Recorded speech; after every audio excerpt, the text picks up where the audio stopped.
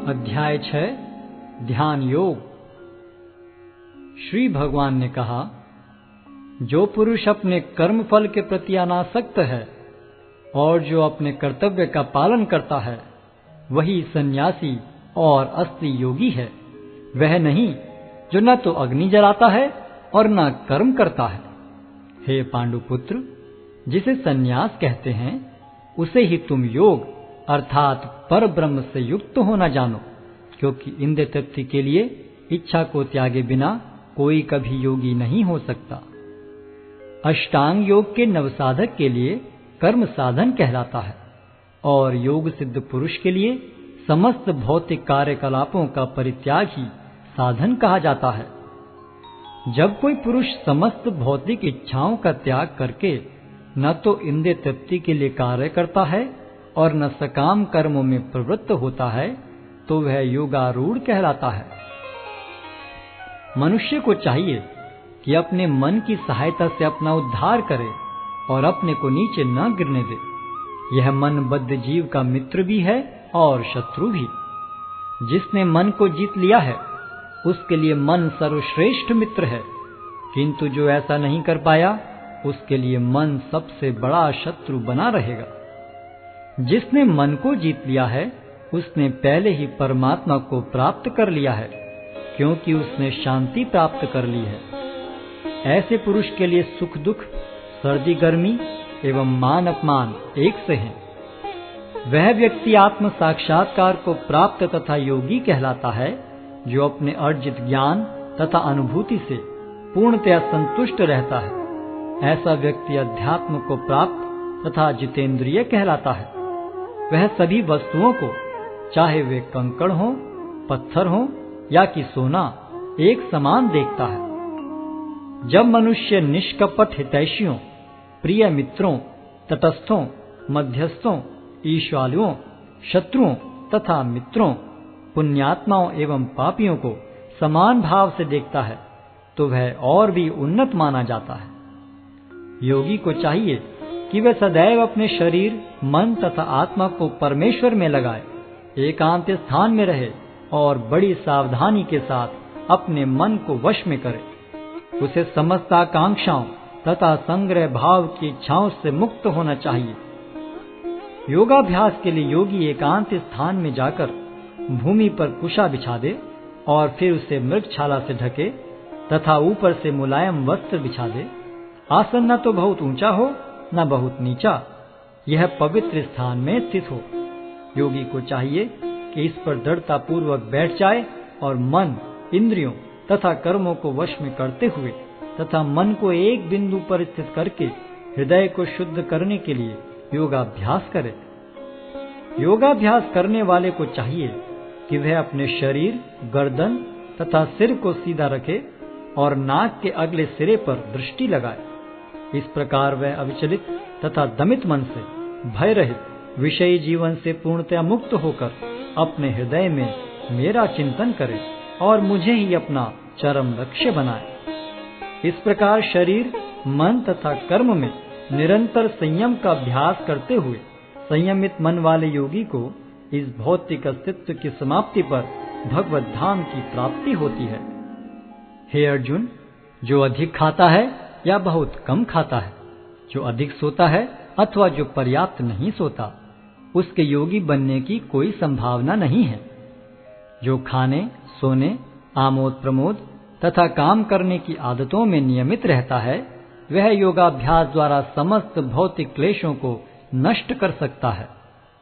जब योगी योगाभ्यास द्वारा अपने मानसिक कार्यकलापों को वश में कर लेता है और अध्यात्म में स्थित हो जाता है, अर्थात समस्त भौतिक इच्छाओं से रहित हो जाता है, तब वह योग में सुस्थिर कहा जाता है। जिस प्रकार वायु रहित स्थान में दीपक हिलता डुलता नहीं, उसी तरह जिस योगी का मन वश में होता है, वह आत्म तत्व के ध्यान में सदैव स्थिर रहता है।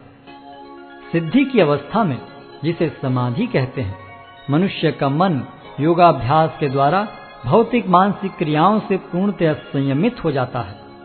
इस सिद्धि की विशेषता यह है कि मनुष्य शुद्ध मन से अपने को देख सकता है और अपने आप में आनंद उठा सकता है उस आनंदमय स्थिति में वह दिव्य इंद्रियों द्वारा असीम दिव्य सुख में स्थित रहता है। इस प्रकार स्थापित मनुष्य कभी सत्य से विपत नहीं होता और इस सुख की प्राप्ति हो जाने पर वह इससे बड़ा कोई दूसरा लाभ नहीं मानता। ऐसी स्थिति को पाकर मनुष्य बड़ी से बड़ी कठिनाई में भी विचलित नहीं होता।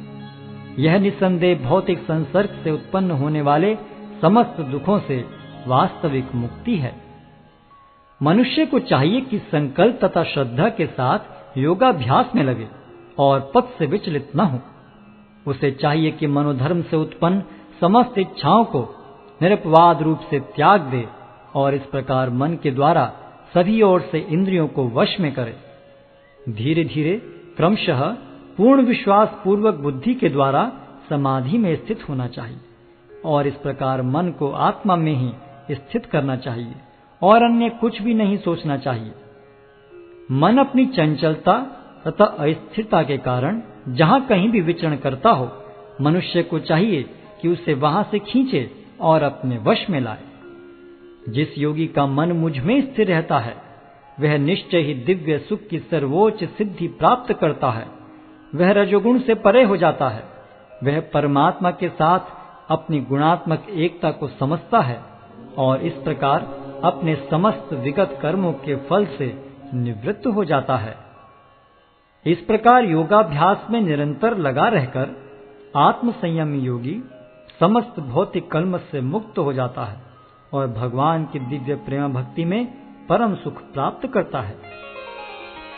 वास्तविक योगी समस्त जीवों में मुझको और मुझ में समस्त जीवों को देखता है। निस्संदेह स्वरूप सिद्ध व्यक्ति मुझ परमेश्वर को सर्वत्र देखता है। जो मुझे सर्वत्र देखता है और सब कुछ मुझ में देखता है, उसके लिए न तो मैं कभी अदृश्य होता हूं और न वह मेरे लिए दृश्य होता है।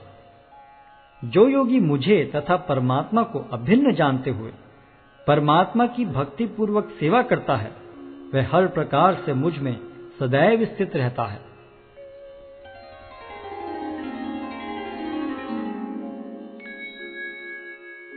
हे अर्जुन, वह पूर्ण योगी है जो अपनी तुलना से समस्त प्राणियों की उनके सुखों तथा दुखों में वास्तविक समानता का दर्शन करता है। अर्जुन ने कहा, हे मधुसूदन, आपने जिस योग पद्धति का संक्षेप में वर्णन किया है वह मेरे लिए अव्यवहारिक तथा असहनीय है, क्योंकि मन चंचल तथा अस्थिर है।